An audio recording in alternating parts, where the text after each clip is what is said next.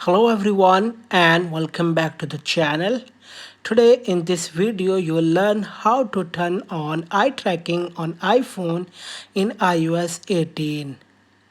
So let's start the video without wasting any time. To turn on eye tracking on iPhone, first launch the settings application.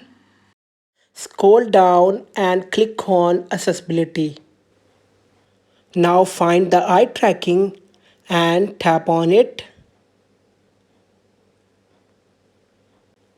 After that, turn on eye tracking. Now follow the dot with your eyes as it moves around the screen.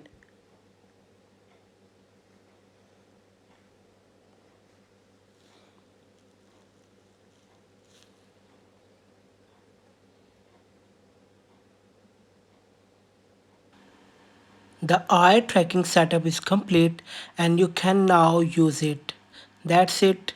Like, share and subscribe to the channel. Thanks for watching the video.